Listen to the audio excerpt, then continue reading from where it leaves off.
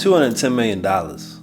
That's how much money was lost from people who use your traditional payment apps. Zelle, Cash App, Venmo, Apple Pay. Scammers. Scamming is at an all-time high. Today I read a crazy story and I had to share it with somebody. A man lost almost $800,000 of his retirement. He was scammed into moving his retirement money from multiple accounts into new federal accounts for safety. He lost all his money, and it gets worse. Stick with me. This is a wild ride. Buckle up. This is Journey to the Bag. One day, 76-year-old Barry Hetton was logging in to check his 401k account. He wanted to see how his money was looking. He couldn't get in. He tried several times, it wasn't working, so he backed off. Next day, he tried to get in and got in.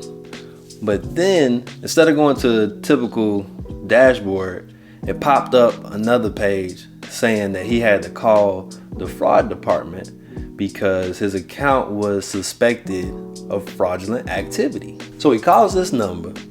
A guy answers the phone, says that he's a federal agent participating in an investigation. Money had come from Barry's account, and it looks like the money was used for some illegal activity. It was $20,000. Barry is concerned, he's freaking out, so he listens to the guy. Over the course of some days, they talked Barry into moving the money from this account to another set up account for safekeeping. They convinced him that his account had been compromised, and in order to keep him from losing his money, he needed to move it from this federal institution to another one.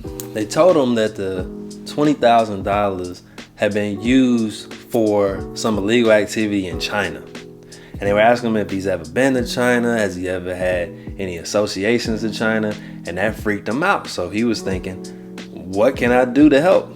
I want to help with the investigation. They even brought in another guy who pretended that he was with the IRS. He gave him a badge number and everything, and he said that if you were willing to cooperate and move your money to this federal locker, it would help with the investigation and we'd be able to capture the criminals. Barry agreed to help.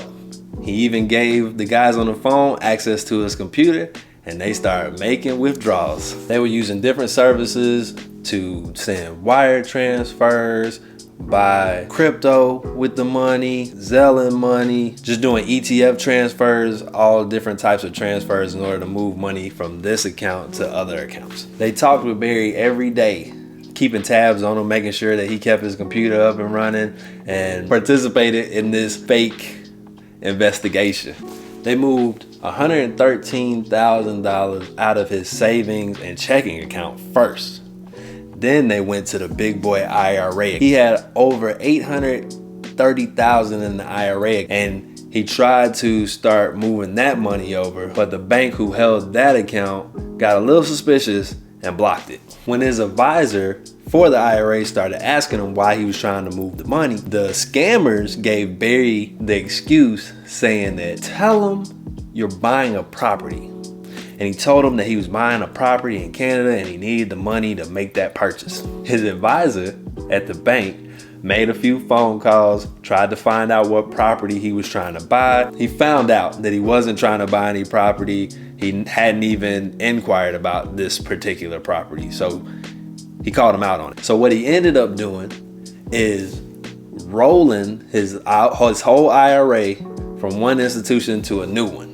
He said, I'm not gonna listen to my advisor. I'm gonna listen to my federal agent friends and my IRS friends that I just met, and I'm gonna roll that money into a different account altogether. He rolled the money over, and this new institution, they're new. They didn't suspect anything, I guess, and they just let them start moving the money. So after the money landed in the new IRA, he just started making withdrawals. And that's crazy because typically when you make big money moves, the actual IRS or the actual federal government gets alerted on that one. That's how people launder money. Something should have been triggered. Typically, investment firms are required to raise some kind of red flag on their account, even temporarily suspend or freeze the account to prevent any fraud or criminal activity. But I guess new money, they weren't paying attention so much. When he got to a limit where he couldn't move any more money, the scammers talked him into going and buying gold. So he bought almost $50,000 worth of gold coins and bars, and he had it in a bag, and he met with the scammers and did a drop like a drug deal and exchanged the gold so that they could go safely secure it. Luckily, this is not the first person they scammed, and they were already being investigated by a detective in New Jersey. The detective found Barry's name on a paper receipt from the gold transaction. The detective called Barry and she told him that she believed that he was involved in a scam and that 7 other people were also involved in this same scam. Think about it. If they got almost $800,000 from Barry, imagine how much money they made in total if they were scamming 7 other people. Eventually, Barry had to meet with the real FBI and explain this whole situation and what was going down. They got away with the money.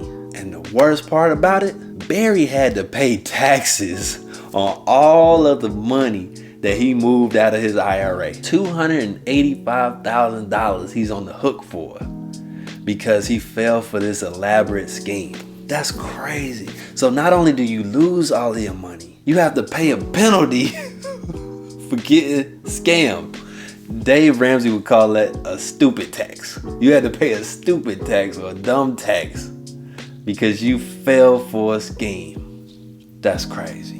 But this happens every day. I know on Facebook, people try to scam people every day. If you comment on this, I'm giving the first 10 people $1,000. And next thing you know, they hacking into your Cash App or they hacking into your Venmo and they draining your account.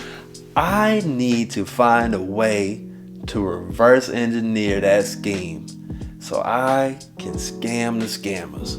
But that's a whole nother story. So tell me, has anybody ever tried to scam you?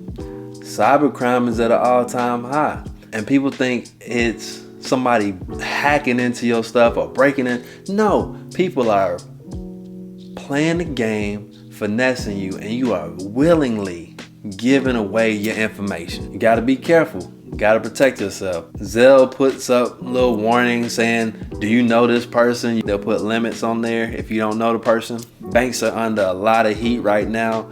The government is cracking down, making sure that these applications are safe.